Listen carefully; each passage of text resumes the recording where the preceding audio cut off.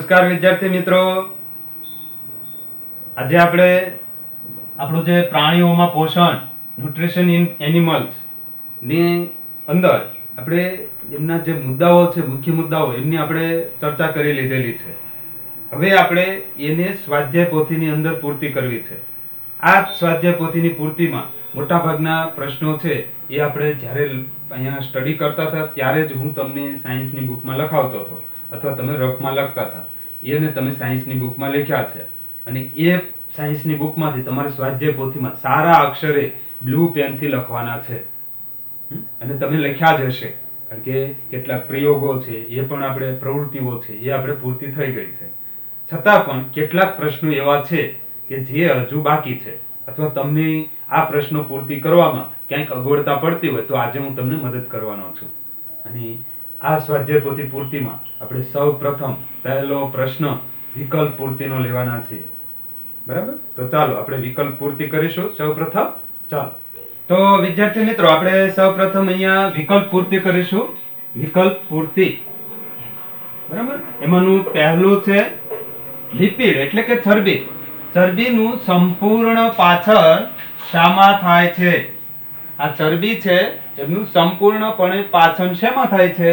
જઠરમાં થાય છે, મોંમાં થાય છે, નાના આંતરડામાં થાય છે કે મોટા આંતરડામાં થાય છે?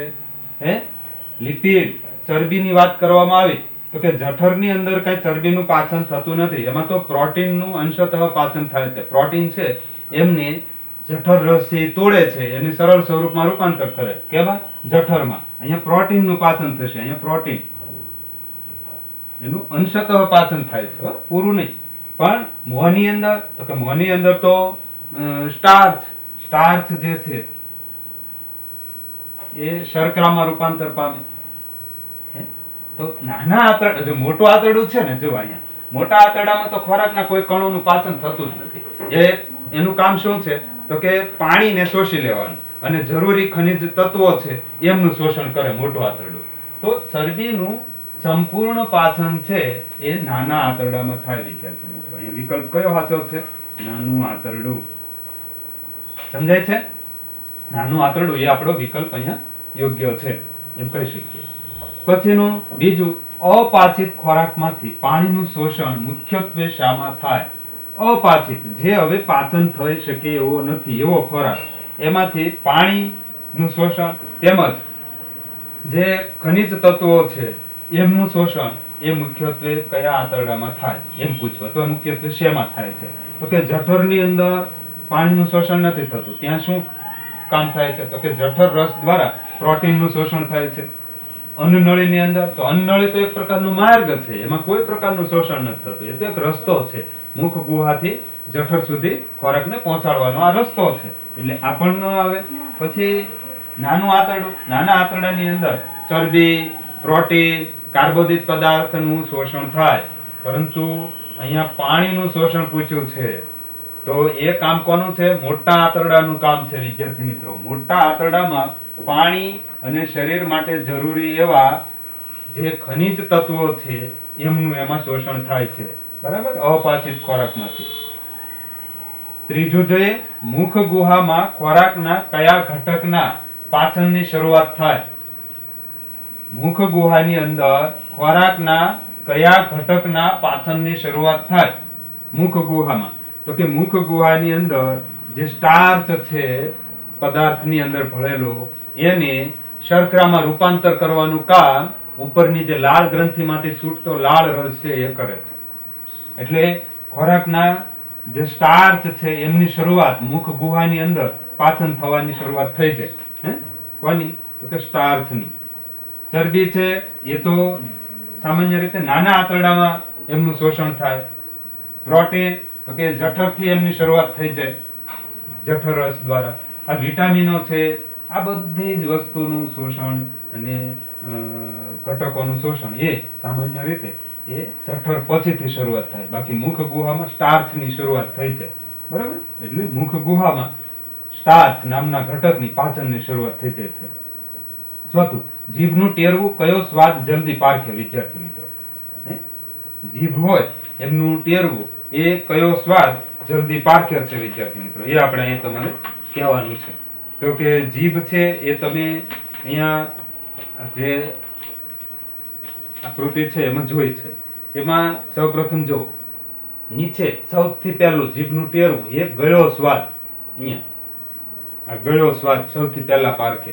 પછી બાજુનું ત્યાં ખારો સ્વાદ જે છે એ પરખાય, અને એની ઉપર નીચેના ભાગે ત્યાં ખાટો સ્વાદ જે છે એ પરખાય, અને કડવો સ્વાદ છે એ જીભની પાછળના ભાગમાં પારખ થતી હોય છે. એટલે અહીંયા જીભની શરૂઆતનું જે ટેરવું છે એ કયો સ્વાદ પારખ છે? ગળ્યો સ્વાદ. બરાબર છે. જઠરમાં શાનું અંશતઃ પાચન થાય વિદ્યાર્થી મિત્રો? તો આપણે જો અહીંયા કીધું છે જઠરની અંદર પ્રોટીનનું અંશતઃ પાચન થાય. અહીંયા કયો વિકલ્પ સાચો છે? પ્રોટીન. સેલ્યુલોઝ જે છે એ તો આપણે પાચન કરી જ નથી શકતા, એટલે આપણે સેલ્યુલોઝની તો વાત જ નથી. જઠરની અંદર સેલ્યુલોઝ નું પાચન થાય પેલું આમાશયમાં, પણ એ તો પ્રાણીઓની વાત છે. આપણે અહીંયા પ્રાણીઓની વાત નથી કરવામાં આવી, અહીંયા આપણા મનુષ્યની વાત કરી છે કે જઠરમાં શાનું અંશતઃ પાચન થાય. ચરબી એ સામાન્ય રીતે નાના આંતરડામાં પાચન થાય, કાર્બોદિત ને ચરબી. બરાબર, એટલે એ અહીંયા ન આવે. તો પ્રોટીન છે એનું અંશતઃ પાચન થાય. આગળના વિકલ્પ તરફ જઈએ. હવે આપણે વિકલ્પ પૂર્તિમાં આગળ વધીએ તો છઠ્ઠું, કયા અવયવોમાં કાર્બોદિત, ચરબી, પ્રોટીનનું પાચન થઈ સરળ સ્વરૂપમાં, સરળ પદાર્થમાં રૂપાંતર થાય છે? તો પાચન માર્ગના જે અવયવો છે એમાં મોટું આંતરડું છે, અન્નનળી છે, જઠર છે, નાનું આંતરડું છે. હવે એમાં સૌપ્રથમ કાર્બોદિત, ચરબી અને પ્રોટીનનું પાચન કોણ કરે છે? તો કે જઠર છે ને એમાં પ્રોટીનનું અંશતઃ પાચન થાય, પરંતુ કાર્બોદિત કે ચરબીનું પાચન થતું નથી, એટલે આપણે જઠરને લખી ન શકીએ વિદ્યાર્થી મિત્રો. આ જઠર નહીં લખી શકીએ. પછી અન્નનળી. અન્નનળીનું કામ તો માત્ર અન્નને, ખોરાકને વહન કરાવવાનું માર્ગ પૂરો પાડે છે, એટલે એનું કોઈ પ્રકારનું એમાં શોષણ થતું નથી. પછી આ મોટું આંતરડાની વાત કરીએ તો મોટું આંતરડું છે એમાં જે અપાચિત ખોરાક હોય, પાચન ન થયો હોય એવો ખોરાક, એમાંથી માત્ર પાણી છૂટું પડે અને શરીર માટે જરૂરી એવા ખનિજ તત્વો છૂટા પડે, ખનિજ ક્ષારો છૂટા પડે. બાકી એમાં કોઈ પ્રોટીન, ચરબી કે કાર્બોદિતનું સંશ્લેષણ થતું નથી. તો કયો વિકલ્પ બાકી રહ્યો છે? તો કે નાનું આંતરડું. આ નાના આંતરડાની અંદર ચરબી, પ્રોટીન અને કાર્બોદિતનું સરળ સ્વરૂપમાં રૂપાંતર થાય છે, જેમાં કાર્બોદિત છે એ સામાન્ય રીતે ગ્લુકોઝ, ચરબી છે એ ફેટી એસિડ અને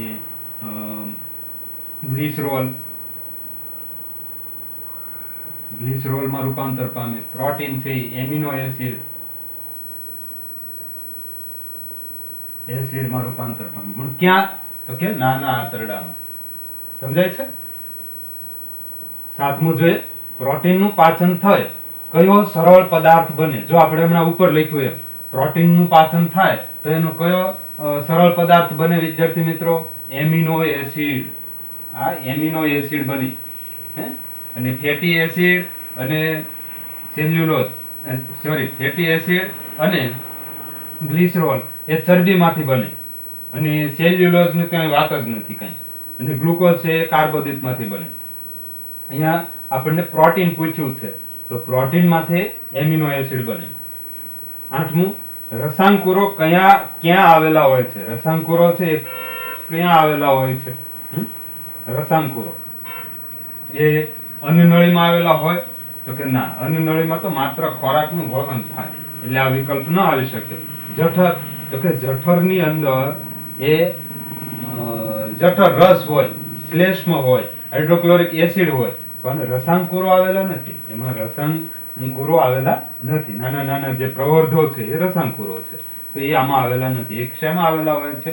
નાના આંતરડામાં હોય. મોટા આંતરડામાં તો એમનું ખોરાકનું શોષણ કરવાનું એમનું કામ જ નથી. માત્ર ને માત્ર પાણી અને ખનિજ ક્ષારો જ એમાંથી એ શોષવાનું કાર્ય કરે છે અપાચિત ખોરાકમાંથી. એટલે મોટું આંતરડું પણ ના આવે, અન્નનળી પણ ના આવે, જઠર પણ ના આવે, તો શું આવે છે? એમાં નાનું આંતરડું આવે વિદ્યાર્થી મિત્રો. અહીંયા જવાબમાં તમારે લખવાનું છે નાનું આંતરડું. નવમું, કયા અવયવમાં પાચક રસો ઉત્પન્ન થતા નથી? જોજો અહીંયા આ નથી પૂછ્યું છે. કયા અવયવોમાં પાચક રસો ઉત્પન્ન થતા નથી? મતલબ કે પાચક રસો ઉત્પન્ન થતા હોય એવા અંગો આપણે આમાંથી શોધવા પડશે. પહેલા તો લાળ ગ્રંથિ છે, લાળ રસ, લાળ રસ ઉત્પન્ન કરે. જઠર છે એમાં જઠર રસ ઉત્પન્ન થાય. પછી નાના આંતરડામાં આંતરરસ અથવા આંતરરસ ઉત્પન્ન થાય. તો હવે પાચક રસ ઉત્પન્ન ન થતો હોય એવો અવયવ કયું બાકી રહ્યું? તો કે મોટું આંતરડું. મોટા આંતરડાનું કામ માત્ર ને માત્ર પાણીને શોષવું અને ખનિજ તત્વ જરૂરી હોય શરીરને એનું શોષણ કરવું, એટલું જ કામ હોય છે. બાકી એ સીધો પદાર્થને મળ દ્વારમાં જવા દે, મળાશયમાં જવા દે. 10મું જોઈએ, પિત્તરસ ક્યાં ઉત્પન્ન થાય? પિત્તરસ ઉત્પન્ન થતો હોય એવું સ્થળ આપણે ગોતવાનું છે. તો કે આ સ્વાદુપિંડ છે એ તો સ્વાદુરસ ઉત્પન્ન કરે. સ્વાદુરસ ઉત્પન્ન કરે કોણ? સ્વાદુપિંડ, એટલે આ પણ ન આવે. પછી પિત્તાશય અને પક્વાશય. જો નાના આંતરડાની શરૂઆતનો ભાગ નાના આંતરડાની શરૂઆતનો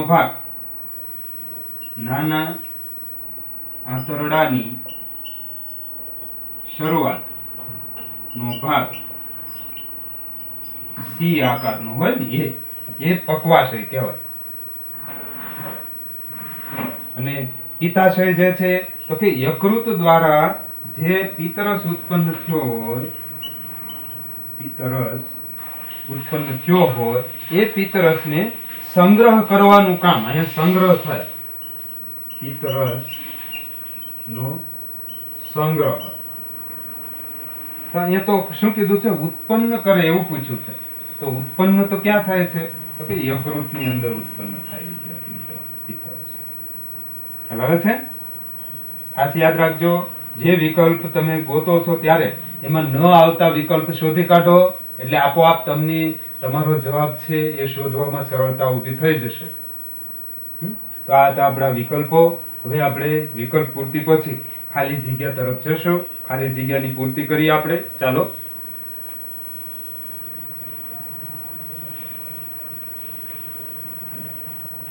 વિદ્યાર્થી મિત્રો, આપણે અહીંયા ખાલી જગ્યા પૂર્તિ કરીશું. એમાં પહેલું અહીંયા ખાલી જગ્યા અને ખાલી જગ્યા એ મનુષ્યના પાચન માટેના મુખ્ય તબક્કા છે. અહીંયા આપણને પાચન માર્ગના અંગો નથી પૂછ્યા, પાચન માટેના તબક્કાઓ પૂછ્યા છે. જેમ કે આપણે નાના હતા એટલે એમને આપણે શું કહીએ છીએ? બાળક પછી કિશોર બને, યુવાન બને, પછી વૃદ્ધાવસ્થા આવે. આ બધા તબક્કાઓ છે જીવનકાળના. એવી જ રીતથી અહીંયા મનુષ્યના જે પાચન માટેના મુખ્ય તબક્કાઓ એની આપણે વાત કરવી છે. જેમ કે પહેલું જે છે એને અંતઃગ્રહણ કહેવાય. અંતઃગ્રહણ,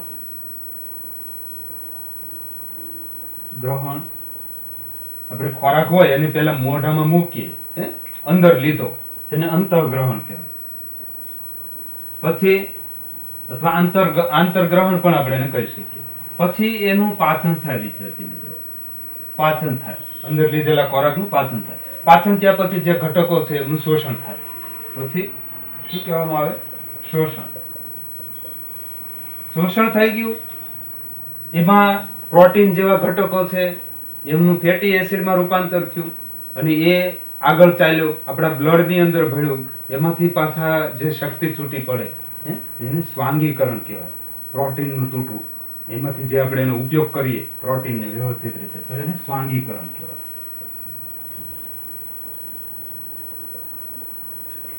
અને સ્વાંગીકરણ થઈ જાય પછી શું થશે? પાચનની અંદર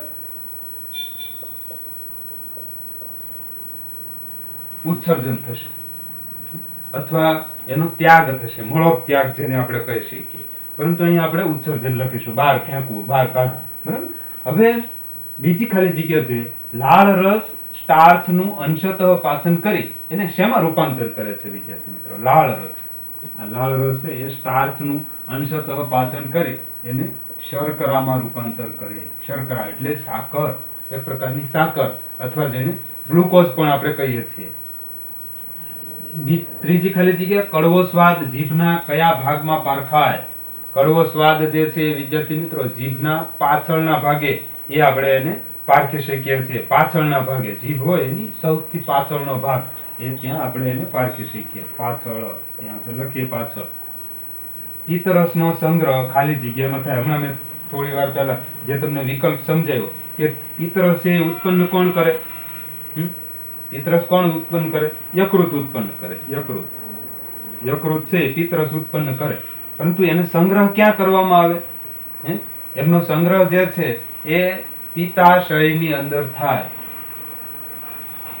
પિત્તાશય એક પ્રકારનું કોથળી જેવી રચના છે, એમાં એમનો સંગ્રહ થાય. પિત્તાશયની અંદર પિત્તરસનો સંગ્રહ થાય અને તે યકૃત ઉત્પન્ન કરે છે. પાંચમું, ખાલી જગ્યાએ મનુષ્યની સૌથી મોટી ગ્રંથિ છે વિદ્યાર્થી મિત્રો. સૌથી મોટી ગ્રંથિ, તો એમાં તમે લખી શકો યકૃત. યકૃત એ શરીરની સૌથી મોટી ગ્રંથિ છે વિદ્યાર્થી મિત્રો. અને છઠ્ઠું, નાના આંતરડાની અંદરની દિવાલમાં ઘણા આંગળી જેવા પ્રવર્ધો આવેલા છે, જેને આપણે શું કહીએ છીએ? નાના આંતરડામાં આંગળી જેવા ઘણા પ્રવર્ધો આવેલા છે, જેને આપણે સામાન્ય રીતે રસાંકુરો કહીએ છીએ. રસાંકુરો, આંગળી જેવા નાના પ્રવર્ધો જે નાના આંતરડાની અંદરની દિવાલમાં આવેલા હોય છે, એમને આવા પ્રવર્ધોને આપણે રસાંકુરો કહીએ છીએ.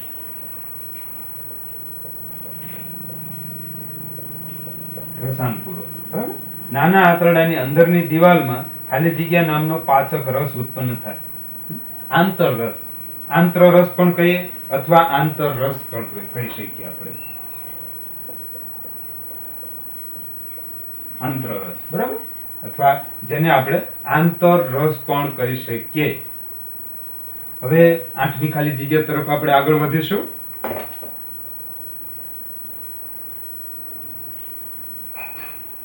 આપણે અહીંયા આગળની ખાલી જગ્યામાં 8મી ખાલી જગ્યા જોઈએ તો કાર્બોદિત પદાર્થનું પાચન થાય તેનું સરળ પદાર્થ ખાલી જગ્યામાં રૂપાંતર થાય વિદ્યાર્થી મિત્રો. અહીંયા જે કાર્બોદિત પદાર્થ છે ને એનું પાચન થાય તેનું સરળ પદાર્થ એટલે શર્કરા લખી શકીએ અથવા તમે ગ્લુકોઝ પણ લખી શકો. ગ્લુકોઝ, અહીંયા શર્કરા પણ લખી શકીએ. સ્ટાર્ચનું શર્કરામાં રૂપાંતર થાય એ પણ એક એમનું કાર્બોદિતનું સ્વરૂપ છે. ગ્લુકોઝમાં રૂપાંતર થાય એ પણ તમે લખી શકો. બંને ખરું છે, બરાબર. 9મું, ખાલી જગ્યાનું પાચન થાય એમિનો એસિડમાં રૂપાંતર થાય. એમિનો એસિડ એ શેના પાચનથી બને છે? તો કે પ્રોટીનના પાચનથી. ચરબીનું પાચન થાય વિદ્યાર્થી મિત્રો, તો ચરબી છે એમાંથી ફેટી એસિડ અને ગ્લિસરોલ બને.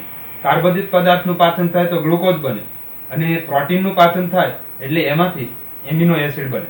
આ યાદ રાખવાનું. ક્યાં બને છે? નાના આંતરડામાં. અને આ બનેલું જે પદાર્થ છે, બનેલું એ પદાર્થ જે રસાંકુરો હોય નાના આંતરડામાં એમાં શોષાય. અને એ શોષાયેલા જે પદાર્થો છે એ રુધિર કેશિકાઓ દ્વારા એ અલગ અલગ રુધિર વાહિનીઓમાં વહાવવામાં આવે છે. અહીંયા લખીએ પ્રોટીન. પછી 10મું, પિત્તરસ ખાલી જગ્યાના પાચનમાં અગત્યનો ભાગ ભજવે. આ પિત્તરસ જે છે એ કોના પાચનમાં મદદરૂપ થાય છે વિદ્યાર્થી મિત્રો? અહીંયા એ પૂછવામાં આવ્યું છે. પિત્તરસ એ કોના પાચનમાં મદદરૂપ થાય? પિત્તરસ જે છે એ ચરબીના પાચનમાં મદદરૂપ થાય. સ્વાદુ રસ જે છે એ સામાન્ય રીતે કાર્બોદિત પદાર્થ, પ્રોટીન, ચરબી એના બધાયના પાચનમાં મદદરૂપ થાય. પરંતુ અહીંયા આપણને પૂછવામાં આવ્યું છે પિત્તરસ. પિત્તરસ એ માત્ર ચરબીના પાચનમાં મદદરૂપ થાય. અહીંયા આપણે લખી શકીએ ચરબી. 11મું લખીએ કે વાગોળનાર પ્રાણીઓ ઘાસ ખૂબ જ ઝડપથી ગળી જાય છે અને એ ખાલી જગ્યામાં સંગ્રહ કરે. શેમાં એમનો સંગ્રહ કરશે? તો કે આમાશય. વાગોળનાર પ્રાણીઓની અંદર એક કોથળી જેવી રચના હોય છે અંદર, એ કોથળી એટલે આમાશય, બરાબર. એની અંદર એમનો સંગ્રહ થાય છે વિદ્યાર્થી મિત્રો. 12મું, અમીબા ખોરાકનું પાચન અન્નધાનીમાં કરે વિદ્યાર્થી મિત્રો. શેમાં કરે? અન્નધાની. અન્નધાનીમાં ખોરાકનું પાચન કરે છે. તો આ હતી આપણી ખાલી જગ્યાની વાત. હવે આપણે આગળના પ્રશ્ન તરફ આગળ વધીએ. હવે વિદ્યાર્થી મિત્રો આપણે આગળનો પ્રશ્ન નંબર 3, સ્વાધ્યાય પોથીનો પ્રશ્ન નંબર 3. પ્રશ્ન 3 માત્ર ઉત્તર લખો. બરાબર. અને હવે વિદ્યાર્થી મિત્રો આપણે ક્રમશઃ આ પ્રશ્નોની ચર્ચા કરીએ.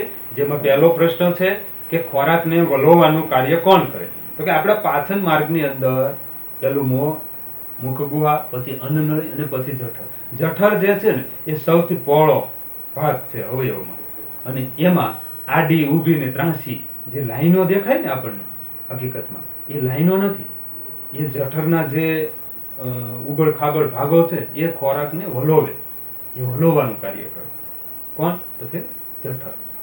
બીજો પ્રશ્ન, અન્ન માર્ગમાં સૌથી પહોળો ભાગ કયો છે? જે મેં થોડી વાર પહેલા જ તમને કીધું કે અન્ન માર્ગની અંદર સૌથી પહોળો ભાગ કોણ છે? જઠર છે. ત્રીજું, આપણા જે નાના આંતરડાની લંબાઈ એ કેટલી હોય છે? નાના આંતરડાની લંબાઈ કેટલી હોય? તો કે નાનું આંતરડું છે ને એ સૌથી લાંબુ હોય અને એની લંબાઈ 7.5 મીટર હોય છે.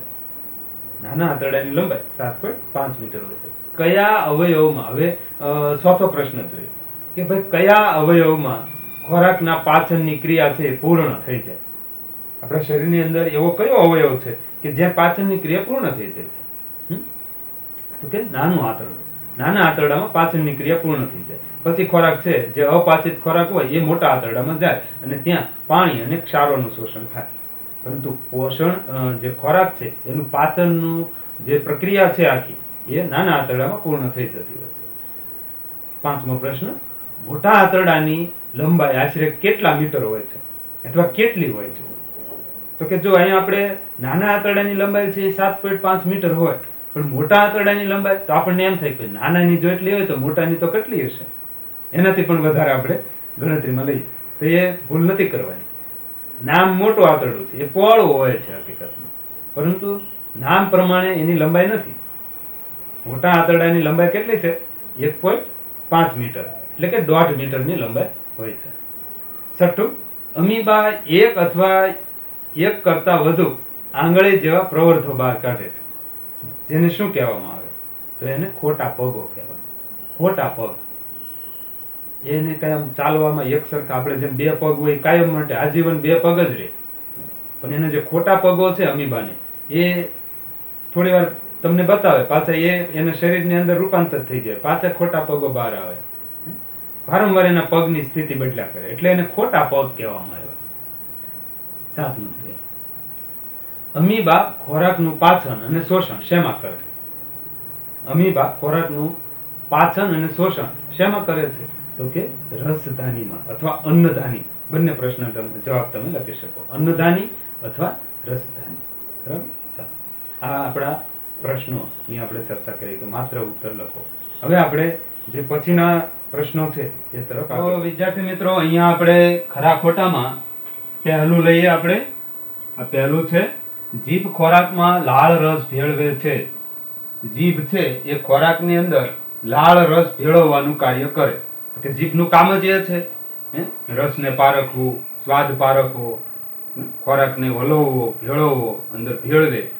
ભેળવવાનો શબ્દ આવ્યો છે એટલે આપણે કહી શકીએ કે જીભ છે એ ખોરાકની અંદર લાળ રસ ભેળવે છે. ભેળવે છે. જો લાળ રસ છોડે છે એવું નથી કીધું. લાળ રસ છોડે એમ કીધું તો આપણે લાળ ગ્રંથિ લખત, પણ આ તો ભેળવવાનું કામ કરે છે. જે ખોરાક છે એમાં એ લાળ જે ઉપરથી લાળ રસ એ છોડી છે એમને ભેળવવાનું કાર્ય કોણ કરે છે? જીભ. તો આ વિધાન આપણે કેવું કરી શકીએ? આ વિધાન ખરું છે. બીજું, જીભના જે પાછળના ભાગે ગળ્યો સ્વાદ પારખાય છે. જીભના પાછળના ભાગે કડવો સ્વાદ પરખાય છે. પાછળના ભાગે તો કેવો આવે? કડવો આવે. વિદ્યાર્થી મિત્રો, કડવો. અહીંયા ગળ્યો ન આવે, અથવા આગળના ભાગે ગળ્યો સ્વાદ પરખાય. અને આ વિધાનને ખરું કરવું હોય તો કાં અહીંયા આગળ લખવું પડે અને કાં અહીંયા કડવું લખવું પડે. બરાબર. એટલે આ વિધાન કેવું છે? ખોટું છે. ત્રીજું, સ્ટાર્ચનું પાચન જઠરમાં થાય. ખોટી વાત. સ્ટાર્ચનું પાચન એ સામાન્ય રીતે મુખ ગુહામાં થાય, એટલે આ વિધાન પણ ખોટું. જઠરની અંદર તો પ્રોટીનનું અંશતઃ પાચન થાય. સ્ટાર્ચનું પાચન એ સામાન્ય રીતે મુખ ગુહામાં આપણને થાય છે. આપણે સ્ટાર્ચનું શર્કરામાં જે રૂપાંતર થાય એ પ્રયોગ પણ કર્યો છે. ચોથું, યકૃત પિત્તરસનો સંગ્રહ કરે. જો અહીંયા આ બે પ્રશ્નો એક સાથે તમે લ્યો, પાંચમો અને ચોથો, જેમાં પિત્તાશય પિત્તરસ ઉત્પન્ન કરવાનું કાર્ય કરે. અહીંયા આડું અવળું કર્યું છે. જો આને ખાલી આમ કરી નાખો ને તમે, એટલે આ વિધાન ખરા થાય. કેમ? તમને સમજાવું. યકૃતનું કામ પિત્તરસ ઉત્પન્ન કરવાનું છે, એટલે અહીંયા તમારે પિત્તાશયની જગ્યાએ શું કરવું પડે? યકૃત લખવું પડે. અહીંયા યકૃત લખવું પડે. તો યકૃત છે એ પિત્તરસ ઉત્પન્ન કરવાનું કાર્ય કરે, પિત્તાશય નહીં. પિત્તાશયનું કામ શું છે?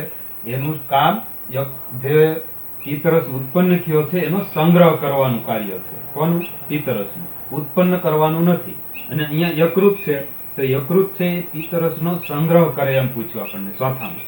તો યકૃત છે પિત્તરસનો સંગ્રહ નથી કરતું, એ શું કરે છે? ઉત્પન્ન કરે છે. પિત્તરસ ઉત્પન્ન કરે. એટલે આ વિધાન કેવું છે? ખોટું. અને અહીંયા પાંચમું, પિત્તાશય પિત્તરસ ઉત્પન્ન કરવાનું કાર્ય કરે, તો એ પણ ખોટું. કેમ? તો કે પિત્તાશય છે એ પિત્તરસનો સંગ્રહ કરવાનું કાર્ય કરે. અહીંયા સંગ્રહ લખવું પડે ઉત્પન્નની જગ્યાએ. બરાબર? એટલે આ વિધાન પણ ખોટું. જઠરમાં પ્રોટીનનું અંશતઃ પાચન થાય. એ સાચી વાત છે ભાઈ. જઠરની અંદર પ્રોટીનનું અંશતઃ પાચન થાય છે, જે પેલો જઠર રસ દ્વારા. બરાબર? જઠર રસ છે એ જઠરમાં પ્રોટીનનું અંશતઃ પાચન કરે છે. સાતમું જોઈએ, નાના આંતરડાના શરૂઆતના ભાગને પક્વાશય કહે. ખરી વાત છે. નાના આંતરડાનું જે શરૂઆતનું જે ભાગ છે સી આકારનું હોય. શરૂઆતનો ભાગ કેવો હોય? સી આકારનો હોય. એમને આપણે પક્વાશય કહીએ છીએ. પછી નાનું આંતરડું મોટા આંતરડા કરતા લંબાઈમાં નાનું છે. જો નામ પ્રમાણે નાનું આંતરડું, અને અહીંયા નાનું લખ્યું, તો વિધાન ખોટું છે. નાનું આંતરડું છે હકીકતમાં મોટા આંતરડા કરતા લાંબુ છે લંબાઈમાં. અહીંયા ઘણા મોટા વિદ્યાર્થીઓ જે છે એ ભૂલ કરી છે. શું ભૂલ કરે છે? કે નાનું આંતરડું કીધું છે એટલે મોટા કરતા તો એ નાનું જ હોય. હકીકતમાં ઉલટું છે. નામ નાનું છે. આંતરડાનું નામ કેવું છે? નાનું આંતરડું. હકીકતમાં લાંબુ છે. કેટલું છે? 7.5 મીટર. અને મોટું આંતરડું 1.5 મીટર પહોળું લાંબુ છે. તો આ વિધાન કેવું છે? ખોટું. મોટા આંતરડામાં, નવમું, મોટા આંતરડામાં ખોરાકનું પાચન થતું નથી. બરાબર છે? કારણ કે જે અપાચિત ખોરાક હોય એ નાના આંતરડામાં થઈ અને હવે મોટા આંતરડામાં જશે. અને મોટા આંતરડામાં હવે એમાં એમને કોઈ શોષણ કરવાનું, કોઈ ઘટક તત્વ લેવાનું રહેતું નથી. એ શું કરશે? એમાંથી પાણીનું શોષણ કરશે અને જે ખનિજ ક્ષારો હોય, જરૂરી ક્ષારો, એમનું એ શોષણ કરશે. એટલે મોટા આંતરડામાં ખોરાકનું પાચન થતું નથી. બરાબર છે? સોરી, આ વિધાન આપણે સાચું પાડવાનું છે. આ વિધાન કેવું છે? સાચું. મોટા આંતરડામાં ખોરાકનું પાચન થતું નથી. તો આ હતા આપણા ખરા ખોટા. હવે આપણે નાના પ્રશ્નો તરફ જઈએ, ટૂંકા પ્રશ્નો. બરાબર? પાંચમો પ્રશ્ન, મેન પ્રશ્ન 5, એમની ચર્ચા કરી લઈએ સાથે સાથે.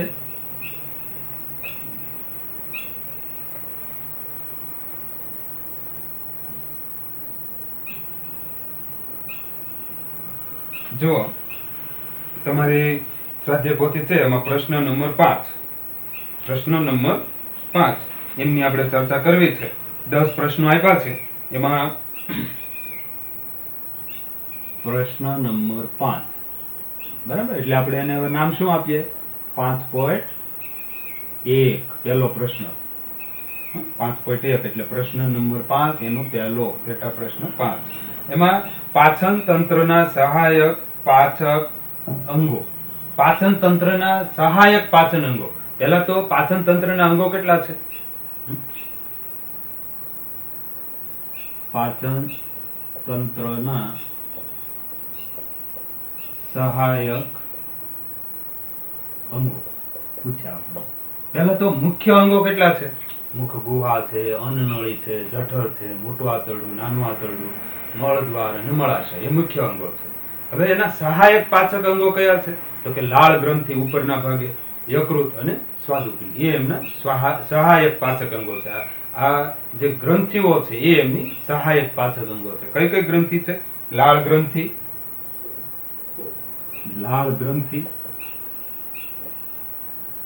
યકૃત અને સ્વાદુપિંડ.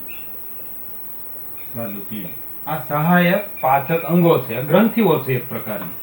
યકૃત, સ્વાદુપિંડ, લાળ ગ્રંથિ, આ બધી ગ્રંથિઓ છે એની સહાયક પાચક અંગો કહી શકાય. હવે 5.2 ની વાત કરીએ આપણે. 5.2 માં શું પૂછ્યું છે કે ભાઈ સેલ્યુલોઝ શું છે? સેલ્યુલોઝ શું છે? કે સેલ્યુલોઝ જે છે એ કાર્બોદિતનો જ એક ભાગ છે, એમ આપણે લખી શકીએ. સેલ્યુલોઝ શું છે? તો કે તે કાર્બોદિત નો એક પ્રકાર છે. સેલ્યુલોઝ પદાર્થ છે એક પ્રકારનો કાર્બોદિતનો એક પ્રકાર છે. કાર્બોદિત પદાર્થ છે એનો એક પ્રકાર છે સેલ્યુલોઝ. અને એ મનુષ્ય પાચન નથી કરી શકતો. પ્રાણીઓ છે એ પાચન કરી શકે. કેમ? તો કે પ્રાણીઓની અંદર અધ્રાંત નામનું જે એક અવયવ આવેલો હોય છે અને એમાં બેક્ટેરિયા જે હોય એ સેલ્યુલોઝનું પાચન કરી શકે. આપણામાં અધ્રાંત્ર હોતું નથી, એટલે આપણે એ બેક્ટેરિયા નથી ધરાવતા, એટલે આપણે એનું પાચન નથી કરી શકતા. કોનું? તો કે સેલ્યુલોઝનું. ઘાસની અંદર સેલ્યુલોઝ હોય. બરાબર. પછી 5.3 ની વાત કરીએ તો કે નાના આંતરડાના શરૂઆતના ભાગને શું કહે છે? અહીં ડાયરેક્ટ જવાબ લખો વિદ્યાર્થી મિત્રો. નાના આંતરડાના શરૂઆતના ભાગને શું કહે છે? શું કહેવાય ભાઈ? નાના આંતરડાની શરૂઆતનો ભાગ એને પક્વાશય કહેવાય. પક્વાશય સી આકારનો હોય. આ પક્વાશય જે છે ને આવો સી આકારનો હોય. જેવું નાનું આંતરડું શરૂઆત થાય ત્યારે હોય. આ જઠર સાથે જોડાયેલો હોય. અહીંયા જે આ જઠર હોય ને એમની સાથે આ જોડાયેલો ભાગ હોય અને પછી અહીંથી આ ગૂંથળું શરૂ થાય આખું નાનું આંતરડું. આ જે સી આકારનો ભાગ ક્યાં શરૂઆત છે? હા, એને પક્વાશય કહેવાય. એક નાના આંતરડાનો એક ભાગ છે અને શરૂઆતનો ભાગ એટલે પક્વાશય. નાના આંતરડાના કયા ભાગમાં પાચક રસો ખોરાકમાં ભળે છે? નાના આંતરડાના કયા ભાગમાં કયા પાચક રસો ખોરાકમાં ભળે છે એમ પૂછ્યું છે આપણે. સોરી, નાના આંતરડાના કયા પાચક રસો ખોરાકમાં ભળે? કયા પાચક રસો ખોરાકમાં ભળે? અહીંયા જે પાચક રસો ઉત્પન્ન થાય છે એ કયા છે એમ પૂછવામાં આવ્યું છે. તો કે પિત્તરસ દ્વારા યકૃત દ્વારા પિત્તરસ ભળે છે. પછી સ્વાદુપિંડ દ્વારા સ્વાદુરસ ભળે છે. કયા રસો ભળે? તો કે યકૃત દ્વારા પિત્તરસ, સ્વાદુપિંડ દ્વારા સ્વાદુરસ અને આંતરરસ. નાના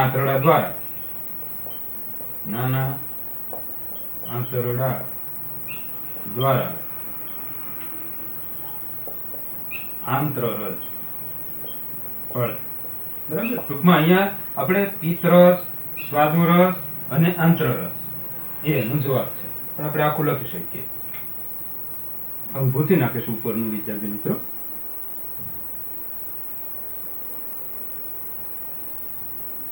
હવે અહીંયા જો સરસ રીતે લખી લ્યો તમે. 5મો પ્રશ્ન, મોટા આંતરડામાં શાનું શોષણ થાય? મોટું આંતરડું જે છે એમાં શાનું શોષણ થાય? 5.5 તો કે મોટા આંતરડામાં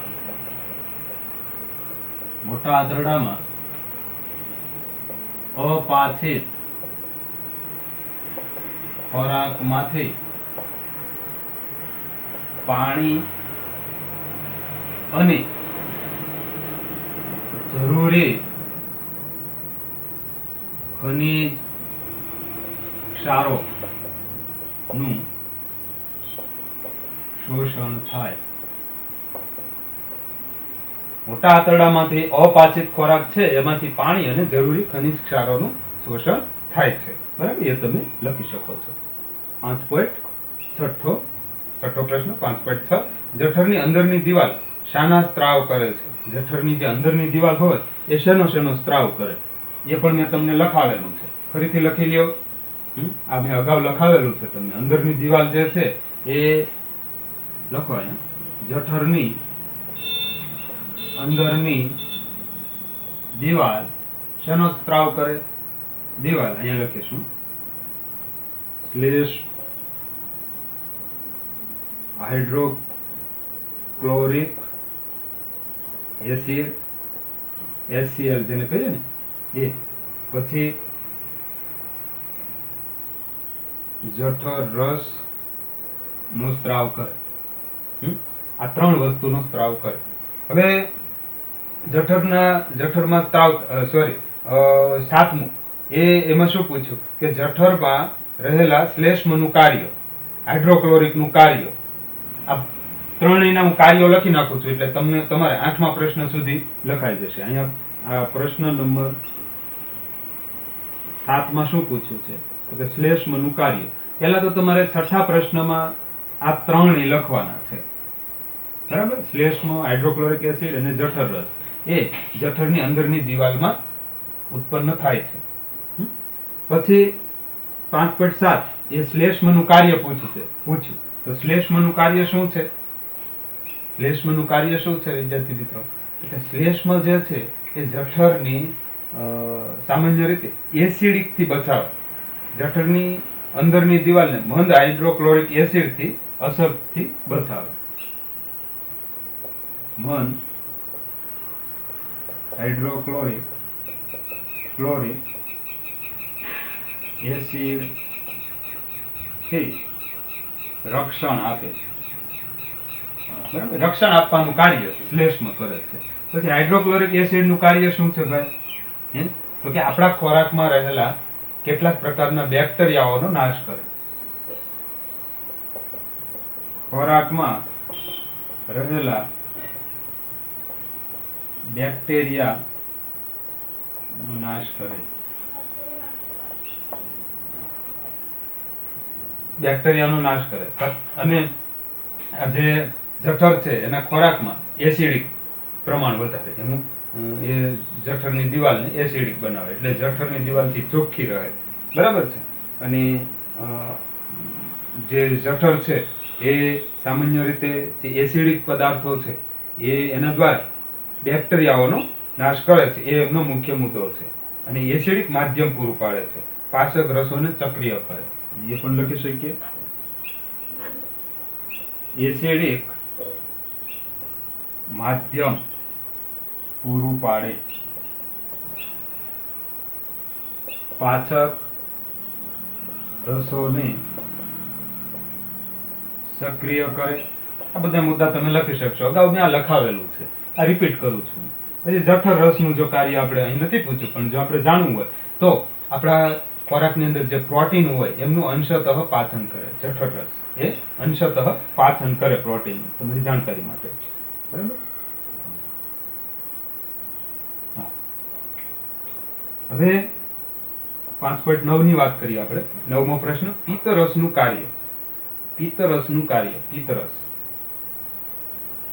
પિત્તરસ કોના દ્વારા ઉત્પન્ન થાય? પિત્તરસ તો કે યકૃત દ્વારા ઉત્પન્ન થાય. એનું કાર્ય તો કે પિત્તરસ જે છે એ આલ્કીય માધ્યમ પૂરું પાડે. આલ્કીય માધ્યમ પૂરું પાડે. ચરબીના પ્રોટીનમાં મદદરૂપ થાય. એક આલ્કીય માધ્યમ. આલ્કીય એટલે આલ્કોહોલ જેને કહીએ ને આપણે, એ પિત્તરસ એ આલ્કીય માધ્યમ પૂરું પાડે. પછી ચરબીનું પાચન કરે. ચરબીને પાચન કરવામાં મદદરૂપ થાય. અને એમાં ચરબી છે એ શેમાં રૂપાંતર થાય? અહીં ચરબી નું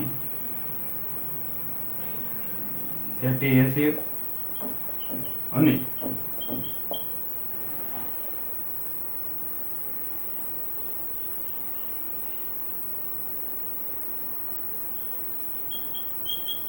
ગ્લિસરોલ માં રૂપાંતર કરે. આપણે લખી શકીએ પિત્તર છે ચરબીનું પાચન કરે છે. અમીબાના ખોટા પગનું કાર્ય. આપણે 5.10 ની વાત કરીએ. 10મો પ્રશ્ન, અમીબાના ખોટા જે પગો છે એમનું કાર્ય શું હોય છે? તો કે અમીબા છે એમના ખોટા પગો છે, એક તો પ્રચલન કરવામાં, એને એક સ્થળેથી બીજા સ્થળે જવું એને પ્રચલન કહેવાય. તો પ્રચલન કરવામાં મદદરૂપ થાય, સાથે સાથે ખોરાકને પકડવામાં મદદરૂપ થાય. ખોટા પગ કાર્ય શું કાર્ય છે? તો કે અમીબાના પ્રચલનમાં તેમજ ખોરાકને પકડવામાં મદદરૂપ થાય છે. બરાબર, ટૂંકમાં લખાયું છે, તમે લખી શકશો અને વિસ્તારથી. તો આ હતા આપણા જે પ્રશ્નો છે, ટૂંકા પ્રશ્નો, એમની આપણે ચર્ચા કરી. સાથે સાથે હવે જે વ્યાખ્યાઓ છે એની પણ આપણે ચર્ચા કરી લેવી છે વિદ્યાર્થી મિત્રો.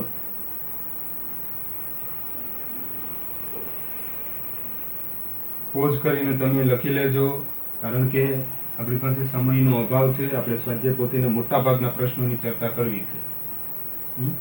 હવે પ્રશ્ન કયો આવે છે આપણે જોઈ લઈએ. 5મા પ્રશ્ન પછી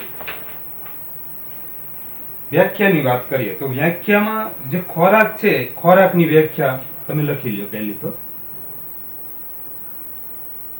ખોરાક કોને કહેવાય વિદ્યાર્થી મિત્રો?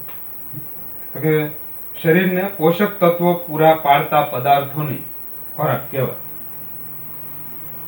શરીરને પોષક તત્વો પૂરા પાડતા પદાર્થોને ખોરાક કહેવાય. બરાબર, આ એની વ્યાખ્યા છે. પછી પાચન, તો પાચનની વ્યાખ્યા મેં અગાઉ તમને લખાવેલી છે. શરીરમાં ખોરાકના જટિલ ઘટકોનું સરળ સ્વરૂપમાં રૂપાંતર થવાની ક્રિયા, જેને આપણે પાચન કહીએ. પોષણ, સજીવો દ્વારા ખોરાક ગ્રહણ કરવાની અને ખોરાકના પોષક દ્રવ્યોને શરીરમાં ઉપયોગમાં લેવાની જે આખી ઘટના છે એ પ્રક્રિયાને આપણે પોષણ કહીએ. પોષણ અને પાચન બેયની વ્યાખ્યા અલગ અલગ છે. જોજો, ધ્યાન રાખજો. અહીં લખી જ નાખો તમે, ચાલો, નહીતર ગોટાળો કરશો તમે. પાચન તો કે શરીરમાં ખોરાકના જટિલ ઘટકોનું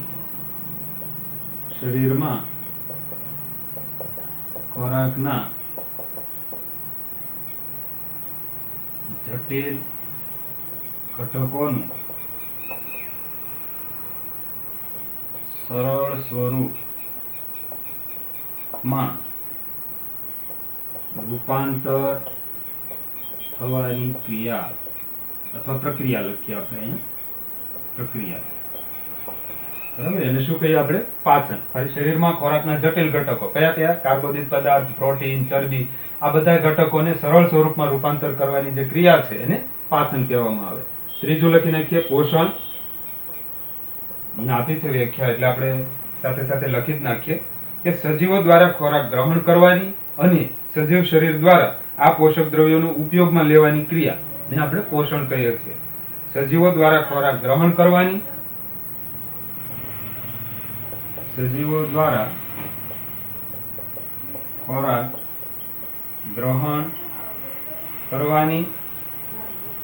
અને શરીર દ્વારા ખોરાકના પોષક દ્રવ્યોને ઉપયોગમાં લેવાની. શરીર દ્વારા ખોરાકના પોષક દ્રવ્યોને ઉપયોગમાં લેવાની પ્રક્રિયા, જેને આપણે શું કહીએ છીએ? પોષણ કહેવાય. બરાબર, આ ત્રણની વ્યાખ્યા લખી લ્યો એટલે આપણે ઝડપથી આગળ વધી શકીએ. અને પછીની જો વાત કરીએ વિદ્યાર્થી મિત્રો, તો મોટા પ્રશ્નની અંદર રસાંકુરો એટલે શું? પ્રશ્ન નંબર 7. અહીંયા પ્રશ્ન નંબર 7 આપ્યો છે, આ લખી લેજો. બરાબર, પોઝ કરીને લખી લેજો.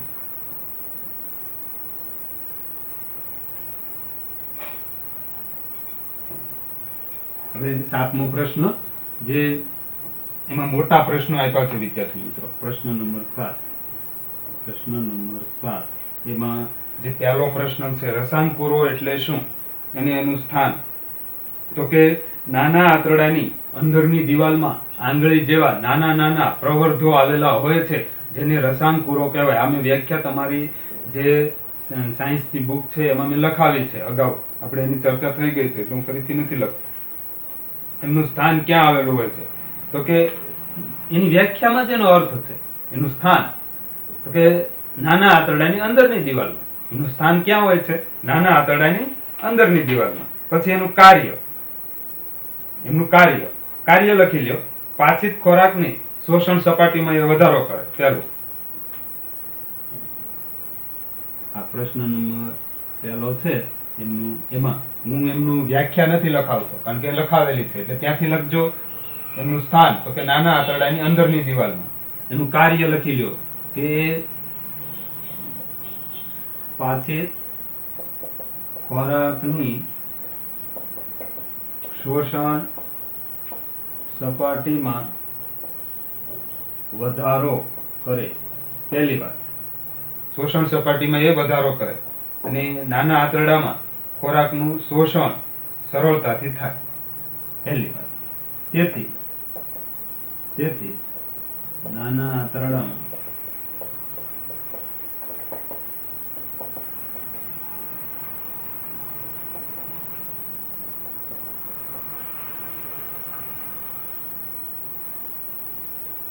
શોષણ સરળતાથી થાય એમ લખીએ આપણે.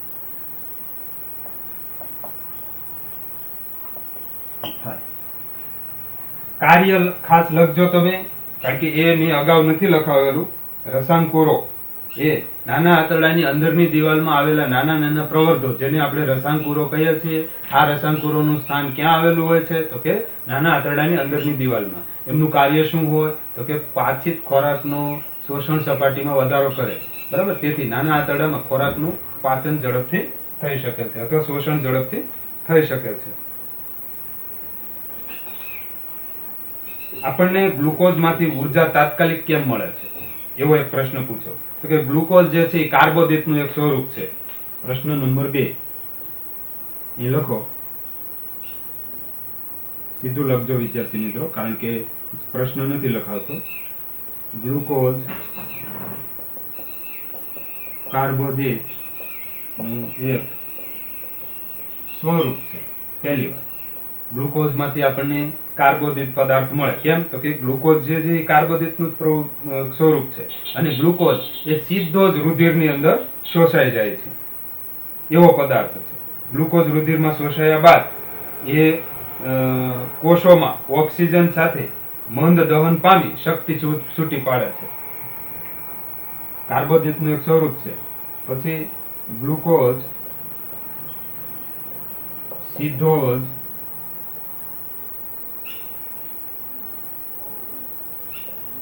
રુધિરમાં શોષાઈ જાય છે. આ બહુ મહત્વનું છે. ગ્લુકોઝ જેવો તમે ખાવ એટલે ગ્લુકોઝ જે છે એ કાર્બોદિતનું જ એક સ્વરૂપ છે અને કાર્બોદિત પદાર્થ જે છે એ ગ્લુકોઝ સ્વરૂપે જો રૂપાંતરિત પામેલો જ હોય તો એ સીધો જ રુધિર સાથે ભળી જાય. પહેલી વાર રુધિરની અંદર શોષાઈ જાય અને એ ગ્લુકોઝ રુધિરમાં શોષાય અને કોષોમાં ભળે. જોજો,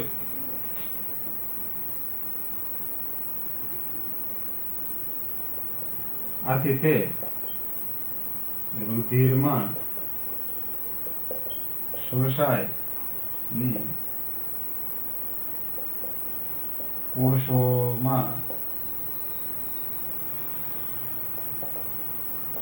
ઓક્સિજન સાથે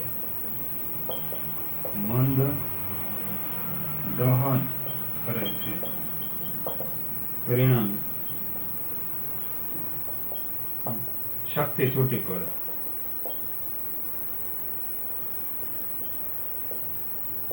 આપણા શરીરમાં શક્તિ ક્યારે છૂટી પડે?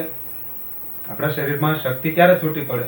તો કે જો ઓક્સિજન નું મંદ દહન થાય તો જ શક્તિ છૂટી પડે. તો અહીંયા શું છે, જો ગ્લુકોઝ જે છે એ કાર્બોદિતનું એક સ્વરૂપ છે અને કાર્બોદિત પદાર્થ સ્વરૂપે ગ્લુકોઝ આપણા શરીરમાં જાય એટલે એ રુધિરમાં સીધું જ શોષાઈ જાય, એને પાચન થવાની જરૂર નથી. અને એ જ રુધિરમાં શોષાય એટલે શોષાતાની સાથે જ એ કોષો સાથે ઓક્સિજન સાથે ભળે, કોષોમાં રહેલા ઓક્સિજન સાથે ભળે અને એમની સાથે મંદ દહન ઊભું કરે અને પરિણામે શક્તિ છૂટી પડે. એટલા માટે આપણે અહીં લખી શકીએ તાત્કાલિક ઉર્જા મળે છે. બરાબર, આ પ્રશ્નનો જવાબ તમે આ રીતે લખી શકો. ત્રીજો પ્રશ્ન છે કે નીચેની જે પ્રક્રિયાઓ છે પાચન માર્ગની, એમાં અહીંયા જે પ્રક્રિયાઓ છે એમાં પાચન માર્ગના કયા કયા ભાગોનો સમાવેશ થાય છે એ તમે લખી શકશો. ખોરાકનું શોષણ, ખોરાકનું શોષણ શેમાં થાય છે? નાના આંતરડામાં. ત્યાં લખો નાનું આંતરડું. ખોરાકને ચાવવાની ક્રિયા ક્યાં થાય? મુખ ગુહામાં થાય. અહીંયા મુખ ગુહામાં થાય છે, ત્યાં મુખ ગુહા લખવાનું. ખોરાકનું સંપૂર્ણપણે પાચન એ પણ પાછું નાના આંતરડામાં થાય. સંપૂર્ણપણે પાચન એ નાના આંતરડામાં થાય. મળનું નિર્માણ ક્યાં થાય છે? મોટા આંતરડામાં, મળાશયમાં નહીં. ધ્યાન રાખજો, મળનું નિર્માણ એ મોટા આંતરડામાં થાય છે. એટલે આ જવાબ તમે લખી શકશો ત્યાં. અને પછીના બધા જ પ્રશ્નોનો જવાબ આપણે મેળવેલો છે. અને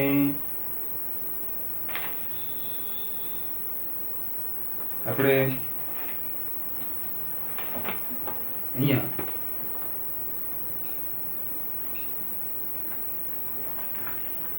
આ આકૃતિની પણ સમજ મેળવેલી છે. મનુષ્યના પાચન અંગો પણ આપણે જોયા છે. પાચનના અંગો કયા કયા છે ઉપર તમે જે લખવાના છો એ જ. જીભના કાર્યો, જઠરની રચના સમજાવી છે, તમારી સાયન્સની બુકમાં ચેક કરજો. નાના આંતરડામાં પોષક દ્રવ્યોનું શોષણ એ પણ મેં લખાયું છે. મોટા આંતરડાની રચના અને કાર્ય એ પણ મેં લખાયું છે. તમારી સાયન્સની બુકમાં મેં ટાઇટલ સાથે લખાયું છે. ત્યારે હું બોલતો ગયો હતો કે આ પ્રશ્ન તમારી સ્વાધ્યાય પોથીમાં છે. ઘાસ ખાનારા પ્રાણીઓમાં થતી વાગોળવાની ક્રિયા એ પણ મેં લખાયું છે. ખોરાકને ખૂબ ચાવીને ખાવો જોઈએ લખાયું છે. નાનું આંતરડું, મોટું આંતરડું, એમાં નાનું આંતરડું કોને કહેવાય, મોટું આંતરડું કોને કહેવાય એ તમે લખી શકો. બંનેની લંબાઈ લખવાની. નાના આંતરડાની લંબાઈ 7.5, મોટા આંતરડાની લંબાઈ 1.5.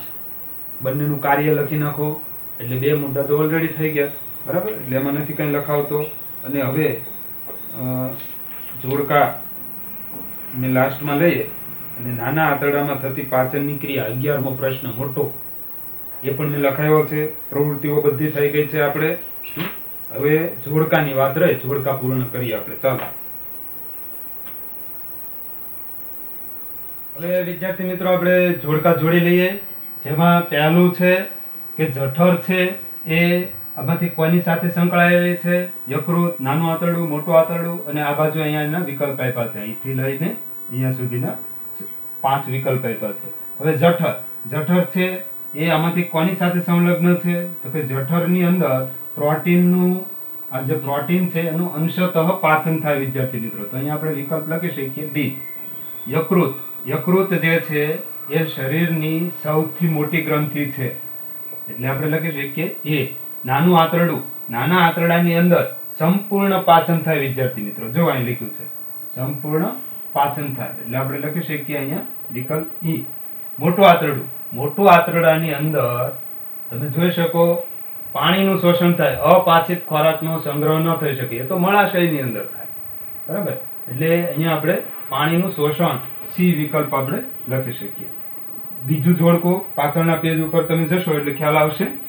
લાળ રસ, એમની સાથે કોણ સંલગ્ન છે? અહીંયા લાળ રસ સાથે આ જે અહીંયા આપ્યા છે એમાંથી કોણ સંલગ્ન છે ભાઈ લાળ રસ સાથે? તો કે લાળ રસ છે એ મુખ ગુહામાં ઉત્પન્ન થાય એટલે આપણે લખી શકીએ ત્યાં ડી વિકલ્પ. પિત્તરસ, પિત્તરસ કોણ ઉત્પન્ન કરે વિદ્યાર્થી મિત્રો? તો કે યકૃત. એટલે અહીં લખીએ આપણે ઈ. હાઇડ્રોક્લોરિક એસિડ, તો કે જઠરની અંદર ઉત્પન્ન થાય એટલે એ વિકલ્પ લખીએ. આંતરરસ એ નાના આંતરડામાં ઉત્પન્ન થાય એટલે અહીંયા આપણે સી વિકલ્પ લખીએ. તો આ રીતે આપણે જોડકા જોડી શકીએ. હવે આજનું હોમવર્ક લખી લ્યો વિદ્યાર્થી મિત્રો. હવે વિદ્યાર્થી મિત્રો આજનું હોમવર્ક તમે નોટ કરી લેશો. આજનું હોમવર્ક ની અંદર તમારે